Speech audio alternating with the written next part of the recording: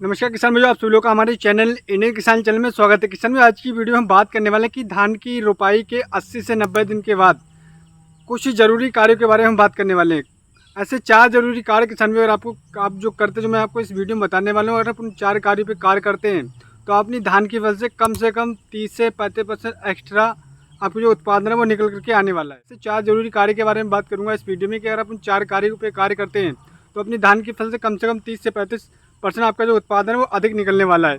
तो इसके लिए आप इस वीडियो को पूरा अंत तक देखते रहिए। इस वीडियो में एक ऐसी खाद के बारे में बताऊंगा किसान भाइयों, इस ऐसे खाद कॉम्बिनेशन के बारे में बताऊंगा कि अगर आपकी धान की फसल 80 से 90 दिन की हो चुकी है और आप उस खाद का स्प्रे कर देते हैं जो मैं कॉम्बिनेशन बताने वाला हूं, तो अपनी धान की फसल से आपका जो उत्पादन होगा वो 30 से 35% गारंटी के साथ मैं लिख के दे सकता हूँ, वो अधिक निकल करके आने वाला है। तो इसके लिए आप इस वीडियो को पूरा अंत तक देखते रहिए, इस वीडियो को स्किप बिल्कुल मत करिएगा और हमारे वीडियो को अधिक से अधिक हमारे किसान भाइयों के साथ शेयर करिएगा, जिससे जो हमारी बातें, हमारा खुद का एक्सपीरियंस है किसान भाइयों, इस चैनल पर मैं अपना खुद का एक्सपीरियंस शेयर करता हूँ। जो हमारी जो धान की फसल है, जो मैंने खाद लगाई वही खाद के बारे में बात करता हूँ।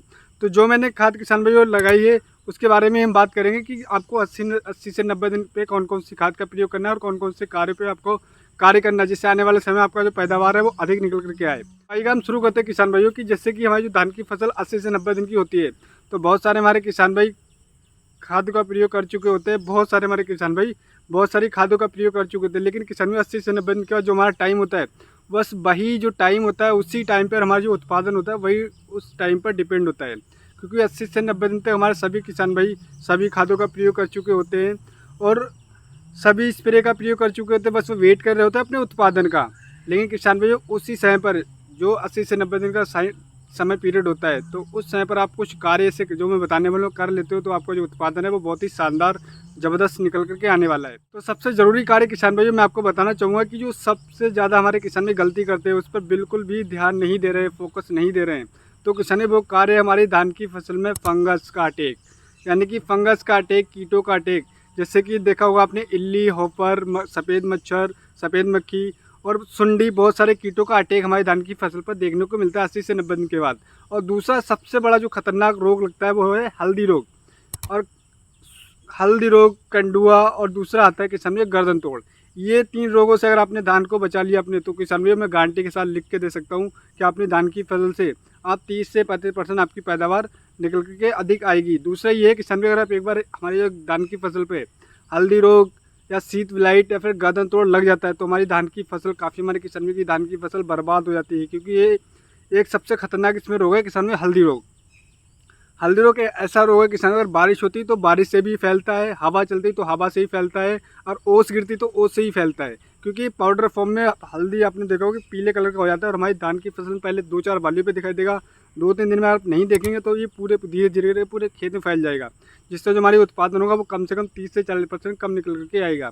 तो किसान मैं आपको बताना चाहूँ कि हल्दी रोग के लिए मैंने एक वीडियो बनाई है अभी कुछ पहले ही, वो वीडियो का लिंक आपको डिस्क्रिप्शन में मिल जाएगा। उसमें मैंने आपको बताया कि कौन से टेक्निक का प्रयोग करना है। उसमें मैंने आपको बताया प्रोपिकोनाजोल लेना है आपको 25% ईसी फॉर्म में और हेक्सोकोनाजोल, इनमें से कोई भी एक टेक्निकल का लेके आपको जो फंगस का अटैक था, हल्दी रोग का अटैक था, गर्दन तोड़ का अटैक था, वो जड़ से खत्म हो जाएगा।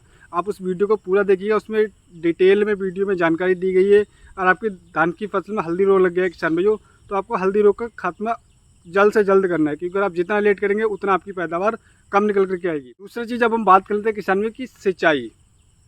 धान की फसल हमारी टिकी होती है, सभी हमारे किसानों को पता है, लेकिन कुछ हमारे किसान फिर भी गलती करते हैं क्योंकि समय पर कहीं पे बरसात हो रही है, कहीं पे मौसम बिल्कुल खुला हुआ है। जैसे कि मैं आपको दिखाना चाहूँगा, हमने खुद अपने खेत में मैं दिखाना चाहूँगा पानी भर करके रखा है। यानी कि अगर आप धान की फसल में सिंचाई करेंगे, सही तरीके से सिंचाई अपनाएंगे किसान भाइयों, तभी आप अपनी धान की फसल से अधिक पैदावार ले पाएंगे। क्योंकि आप दिखाना चाहूँगा मेरे धान की फसल में एक कम से कम 2 इंच पानी खड़ा है।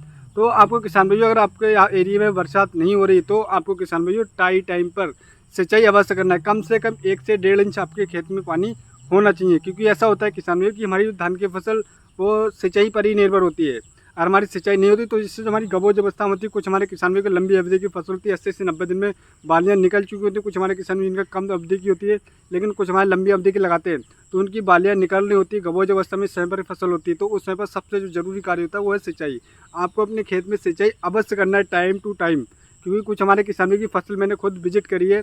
मैं अगर इससे सामने वाले फसल की बात करूँ, किसान भाई हमारे किसान भाई हैं, इनकी धान की फसल में सिंचाई बिल्कुल नहीं हुई है और उनके धान की हाइट भी कम है और उनके ज़मीन में दरारें पड़े हुए हैं। तो यही डिपेंड करता है आपकी पैदावार पे कि किसान भाई धान तो लगा देते हैं लेकिन सिंचाई करने के लिए भूल जाते हैं।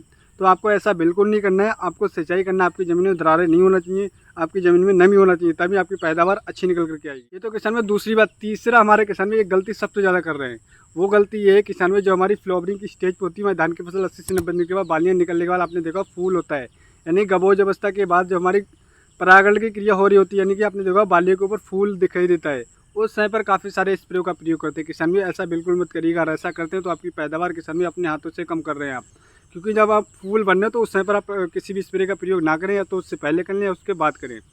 और किसान भी एक चीज़ और मैं बताना चाहूँगा कि सिंचाई पर काफ़ी हमारे किसान भाइयों को कॉन्सेप्ट क्लियर नहीं है। उनका ये कहना है कि हमें सिंचाई कब तक करना है, लास्ट सिंचाई। तो किसान भी मैं आपको बताना चाहूँगा कि धान की आपकी जो फसल है वो आपकी बाली जब तक सुनहरी ना हो जाए, यानी कि कटाई से 15 दिन पहले तक आपको अपने धान की फसल में पानी खड़ा करके रखना है, 1 से 2 इंच, या फिर नमी बरकरार बना करके रखना है, तभी आपकी पैदावार अधिक निकल करके आएगी। दूसरा तीसरा जो किसान में सबसे ज़रूरी कार्य है वो मैंने आपको बताया था कि आपको फूल बनते समय आपके धान की फसल में बालियाँ आने का परागण की क्रिया होती है, फूल बनना होता है, तो उस समय पर आपको बिल्कुल भी स्प्रे का प्रयोग नहीं करना। तो मैंने आपको इसमें 3 पॉइंट बताए थे। चौथा पॉइंट बता रहा, जैसे कि मैं शुरू की वीडियो में बताया था कि मैं ऐसे खाद कॉम्बिनेशन के बारे में बताता हूँ, बताने वालों कि अगर आप उसका प्रयोग करते हैं तो अपनी धान की फसल 30 से 35% आपको उत्पादन अधिक निकल करके आएगा। तो उसके लिए आप इस वीडियो को पूरा अंत तक देखते रहिएगा, इसकी बिल्कुल मत करिएगा। तो सर मैं 3 पॉइंट यहाँ पे बताए थे, एक तो हल्दी रोग से बचाव, दूसरा सिंचाई, तीसरा है कौन से समय पर आपको स्प्रे नहीं करना है, जो काफ़ी हमारे किसान में गलती कर रहे हैं। अब चौथा जो सबसे बहुत ही ज़रूरी कार्य है किसान भाइयों, जो मैं आपको खाद बताने वाला हूँ, अगर इस खाद कॉम्बिनेशन का प्रयोग कर देते हो तो अपनी धान की फसल से आप 35% एक्स्ट्रा मुनाफा ले सकते हो। तो वो है खाद का किसान भाइयों सही एनपीके का स्प्रे करना है। काफ़ी हमारे किसान भाई कमेंट करते हैं कि हमारी बालियाँ निकल रही, क्या हम एनपीके 05234 का स्प्रे कर दें, क्या हम एनपीके 1919 का स्प्रे कर दें, क्या हम एनपीके 0050 का स्प्रे कर दें। तो किसान भाइयों ऐसी गलती बिल्कुल मत करिए। अगर आपको नहीं पता तो आप हमें कमेंट करिएगा, मैं आपको तुरंत ही रिप्लाई करता हूँ। मैंने बहुत सारे जो कमेंट आते हैं उनको तुरंत ही रिप्लाई करने की कोशिश करता हूँ, तो आप हमें कमेंट करके पूछ सकते हैं, आप चाहें तो नंबर भी ले सकते हैं। तो किसान भाई इसका आपको लिटरेचर तो मिल जाएगा, लेकिन जब तक आप फील्ड पे प्रयोग नहीं करेंगे तब तक आपको इसका रिजल्ट पता नहीं होगा, इसके फ़ायदे पता नहीं होंगे। तो किसान भाई आपको जैसे कि मैंने बताया कि अगर आपकी बाली गबोज अवस्था में तो आपको एनपीके 05234 का प्रयोग करना है, और अगर आपकी बालियाँ निकल आई हैं 20% 30% तो आपको प्रयोग करना है किसान भाई एनपीके 0050, और इसके साथ में आपको बोरोन लेना है। अगर मात्रा की बात करें किसान में एनपीके 05234 तो आपको 1 से 1.5 किलोग्राम लेना है, उसके साथ में 100 ग्राम आपको बोरोन लेना है। और वहीं अगर आप एनपीके 0050 का प्रयोग करें तो आपको 1 से 1.5 किलोग्राम एनपीके 0050 और उसके साथ में 100 से लेकर 150 ग्राम आपको बोरोन लेना है। और आप इस खाद का प्रयोग कर देते हैं, इस स्प्रे का प्रयोग करते हैं जो वाटर सोल्युबल है, तो किसान भाइयों आप अपनी धान की फसल से कम 30% अधिक मुनाफा लेने वाले हैं। क्योंकि जो एनपीके का प्रयोग है वो हमारी दाना वर्गीय फसलें होती हैं, उनके दाने को मोटा, चमकीला, वजनदार करने में काफ़ी ज़्यादा सहायता करता है। और वहीं बोरोन में ऐसे पोषक तत्व होते हैं किसान भाइयों जो कि हमारी धान की फसल के लिए बहुत ही ज़्यादा अति आवश्यक पोषक तत्व होते हैं। तो आपको बोरोन और एनपीके 0050 का एक साथ में कॉम्बिनेशन करके आपको स्प्रे जरूर करना चाहिए। अगर आप इसका स्प्रे करेंगे तभी आपको इसका रिजल्ट पता लगेगा। आप एक काम कर सकते हैं, आप आधे खेत में इसका स्प्रे करिएगा और आधे खेत में मत करिएगा। जो आपको रिजल्ट देखने को मिलेगा वो शीशे की तरह आपको साफ दिखाई देगा, तभी आपको पता लगेगा कि इसके क्या क्या फ़ायदे हैं।